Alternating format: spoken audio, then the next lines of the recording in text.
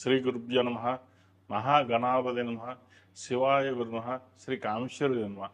Tori శ్రోతలకి శుభోదయ శుభాకాంక్షలు. నేను మీ సోమేశ్వర శర్మ సిద్ధాంతి. మేషం నుండి మీనం వరకు ఉన్నటువంటి రాశి ఫలితాలు నా పరిజ్ఞానం సహకరించే మేరకు ఈ వారం రాశి ఫలితాలను తెలియజేస్తాను. ఈ రాశి ఫలితాలు జూలై 5వ తారీఖు నుండి 11వ తారీఖు వరకు వర్తిస్తాయి. ముందుగా గోచారం. వృషభ రాశిలో కుజుడు, మిథున రాశిలో రవి, కర్కాటకంలో బుధ గురువు, సింహరాశిలో శుక్రుడు కేతువు, కుంభరాశిలో రాహు, మీన రాశిలో శని. రాశి ఫలితాలు. తదుపరి సింహరాశి. సింహరాశి వారికి ఈ వారం మిశ్రమ ఫలితాలు గోచరిస్తోంది. ఉద్యోగరీత్యా వ్యాపారరీత్యా కాస్త చికాకు అనేది ఏర్పడుతుంది. ఫైనాన్షియల్గా పరంగా కూడా కాస్త ఇబ్బందికరమైన వాతావరణం ఉంటుంది. మనసు స్థిమితంగా ఉండదు. ఆలోచనలు పరిమితులుగా ఉంటాయి. ఏది చేసినా వెనక్కి వెళ్ళడం, ఒక కార్యక్రమం తలపెడితే అది ఇంకో విధంగా ఉండడం, 10 మందిలోనూ లేదా జీవిత భాగస్వామితోటి బంధువులతోటి విభేదాలు వచ్చే అవకాశం గోచరిస్తుంది. స్థిర సంబంధించిన వ్యవహారాలు అవి లాభసాటిగా ఉన్నాయి. అవి మీకు కోర్టు పరంగా కావచ్చు, వేరే విధంగా పరంగా కావచ్చు, స్థిరాస్తులు వచ్చే అవకాశం గోచరిస్తుంది. అదేవిధంగా నూతన వ్యాపారం ప్రారంభించాలి, సెల్ఫ్గా ఉండాలి అని ఆలోచన చేస్తారు. వీరికి అష్టమ శని నడుస్తుంది. అష్టంలో శని వీరికి బలంగా ఉన్నారు. అదేవిధంగా ఏదైనా ఒక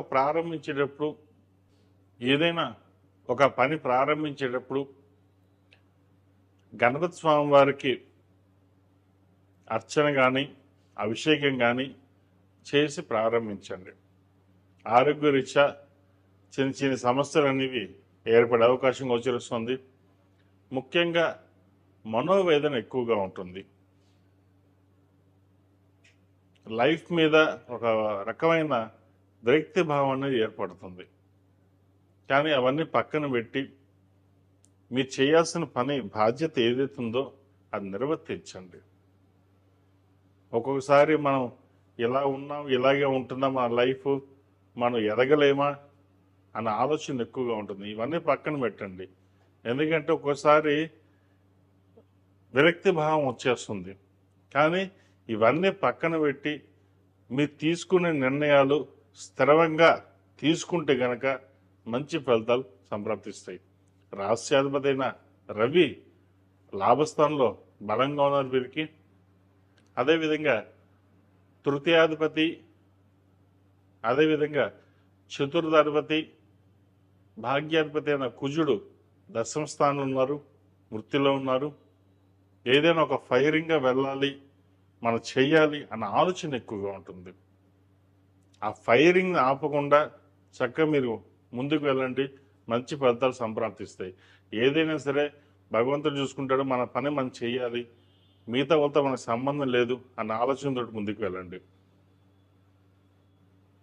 సాఫ్ట్వేర్ రంగంలో ఉన్న వారికి, రియల్ ఎస్టేట్ రంగంలో ఉన్న వారికి, చార్టెడ్ అకౌంట్స్ బిజినెస్లో చార్టెడ్ అకౌంట్స్, MBA ఫినాన్స్ సెక్టర్స్లో ఉన్న వారికి, అదేవిధంగా సినీ కళారంగంలో ఉన్న వారికి కొంతవరకు బాగుందని చెప్పొచ్చు.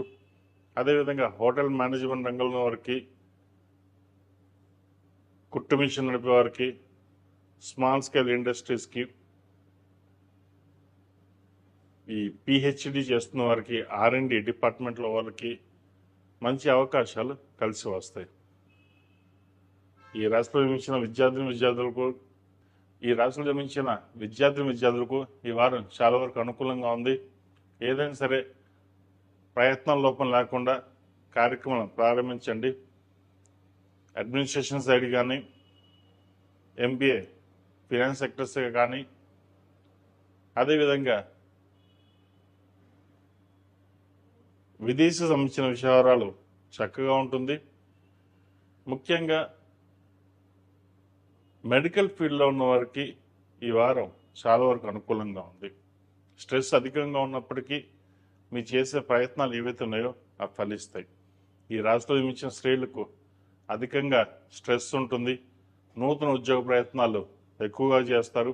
ఉన్న ఉద్యోగంలో ఎక్కువ పని ఒత్తిడి వల్ల రిజైన్ చేద్దామని ఆలోచన చేస్తారు. ఏదైనా సరే రిజైన్ చేసేటప్పుడు కొత్త ఉద్యోగం వచ్చిన తర్వాతనే రిజైన్ చేయండి. లేకపోతే మళ్ళీ ఉద్యోగ ప్రయత్నాలు ఆలస్యమయ్యే అవకాశం గోచరిస్తుంది. జీవిత భాగస్వామితోటి స్వల్ప విభేదాలు ఉండే అవకాశం గోచరిస్తుంది. ఏదైనా సరే మన కష్టం మనం పడాలి, మన బతుకు మనం బతకాల అనే ఆలోచన ఎక్కువగా ఉంటుంది. ఇది తాత్కాలికమే.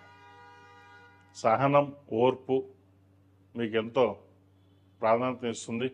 ఎంత సహనంగా ఉంటే అంత బలాన్ని చేకూరుతుంది. ఏదైనా సరే మీ ఆలోచన విధానం బాగుంటుంది.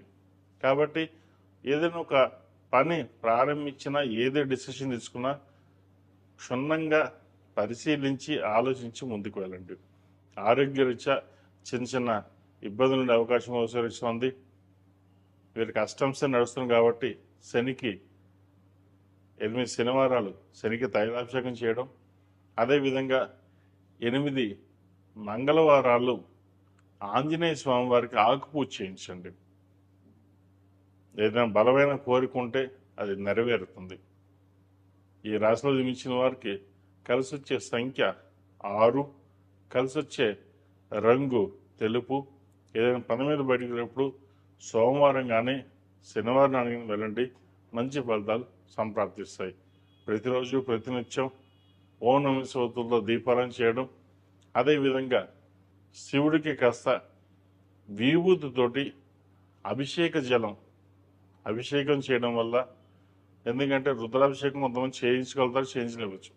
లేదా కొంత విభూతి తీసుకుని స్వామివారికి ఓం నమః శివాయ అంటూ 108 సార్లు శివనామస్మరణ చేసి అభిషేక జలాలు చేసినట్లయితే మంచి ఫలితాలు సంప్రాప్తిస్తాయి.